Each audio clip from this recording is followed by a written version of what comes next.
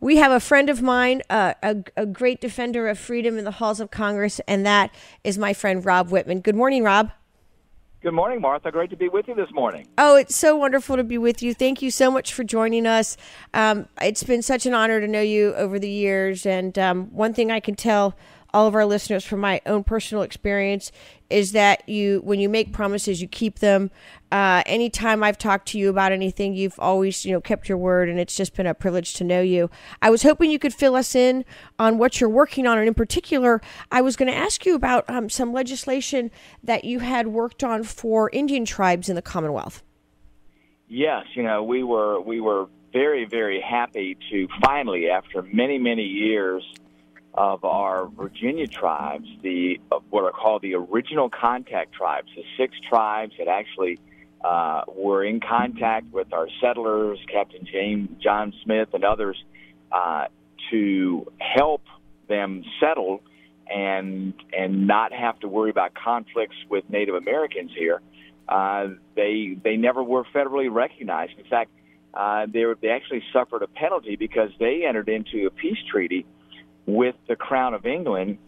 So they had peace treaties prior to the formation of the United States, yet they never were formally recognized. Many other tribes were, they were not. And if it weren't for those tribes, we never would have become the United States of America, because they helped folks like Captain John Smith be able to stay here and to exist safely here. And we were able to get that bill through. It took us years to do that, got it through the House and Senate. The President signed it into law, so great opportunity there. That's been fantastic. Well, I just want to thank you. Thank you so much for that. I'm going to my first powwow there with Chief Red Hawk. And yes. I think you're going to be going too, right? I am, yes. Oh, great. I can't wait to see you there. It'll be my first powwow ever. And I just want to thank you, because I know you worked really hard on that. And it's such an important part of our heritage. And I just want to personally thank you. Well, thank you. I tell you, it's really a result of the efforts of all the Indian tribes and their patience and resilience in this whole process. There are times where it was been very frustrating, but they hung in there, worked very hard, came up, testified. We all worked with people on both sides of the aisle, both House and Senate, and finally were able to get it passed. So it's a great day for our Virginia Indian tribes, and they are very, very proud, as they should be, of finally getting this federal recognition. Absolutely. Well, thank you. And then was there anything else you want to tell our listeners in terms of what you're working on now? I know that you're fighting for us all there in Congress, and I'd love to hear anything in particular that you're working on now that you want to share with us, particularly as it relates to MS-13 and gangs. Absolutely. Well, yesterday we were at a signing ceremony on a bill that will go a long way to help our law enforcement agencies, especially those agencies in Virginia that are dealing with MS-13 gangs. So we're very, very proud of that, and that legislation, I think, is going to go a long way to help localities, local law enforcement in dealing with these absolutely treacherous individuals that are part of these MS-13 gangs. So we're I think, on the right path to being effective in solving that particular problem.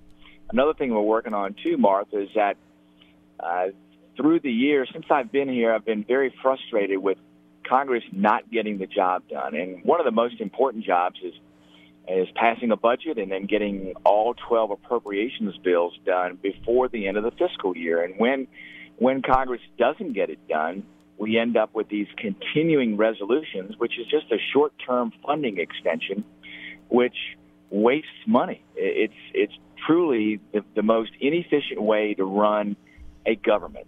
And in fact, the Secretary of the Navy told us at the beginning of this year that the last 9 years of these short-term funding mechanisms called continuing resolutions has caused for the Navy a waste of $4 billion. That's not money pushed around or being spent later.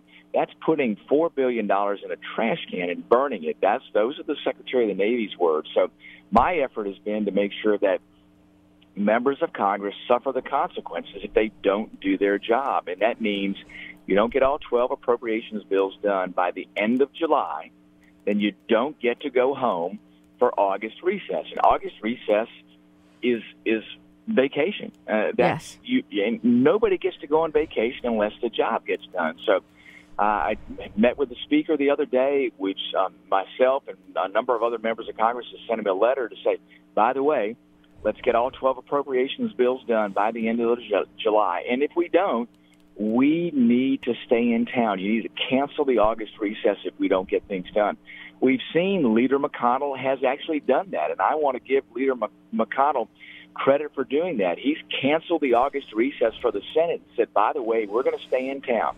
We're going to stay in town and get these appropriations bills done. We're going to get these Trump nominees confirmed. We're going to get the work done, and if other people within the body don't want to get things done, then we'll just stay in town and do it. So I've asked the Speaker to do the same thing, Martha. I think that's absolutely critical. Absolutely. That members hold each other accountable. No, I couldn't agree with you more, and that's just another reason why I'm a Rob Wittman fan, because of those words you just said.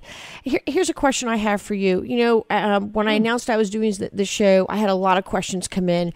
We have, is it 44 Republican incumbents that are not returning? Is that correct?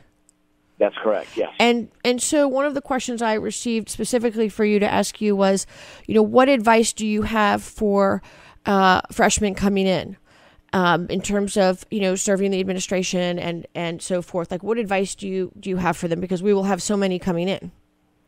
We will. We'll have a number of new members coming in. I know we'll have several from Virginia that'll be coming in. Yes. You know, my advice for them is it's a steep learning curve when you get to Washington. My advice to them would be to quickly get to know other members, form those relationships, because in order to be effective in Washington, remember, this is a legislative body. The only way you can be effective is you have to create those relationships, because you don't do anything on your own there. You've got to find at least 217 other people that you can convince to say yes to what you want to be done through your legislation. So it's about relationships, and not just in the House but in the Senate, but also on the other side of the aisle. We've been able to get things done by working with people that have, you know, common interest, and a lot of it is geographic. So there are folks that have other interests, and whether we're working on things in the Chesapeake Bay or for our military or for our veterans, you know, those interests we have in common. So my big piece of advice is to take the time to get to know people, develop those relationships, go to their office, get to know who they are, what's important back in their districts. And, you know, when you discover those things, you find things that you can actually get done. And That's that right. makes you, I think, the most effective legislator that you can be. No, absolutely. Wise words for my friend, Congressman Rob Wittman. Thank you so much, Rob. It's always a pleasure talking to you, and I look forward to seeing you very soon. And, of course, as we prepare after these primaries, getting into midterms, I'm a fan of Rob Wittman. So thank you so much, and I look forward to visiting with you again soon. That sounds great, Martha. Listen, you all and your listeners have a great weekend. Be safe, and we look forward to seeing you soon. Look forward to seeing you there at the powwow. Great. We'll see you soon. Thank you, sir. Thanks so much. Bye.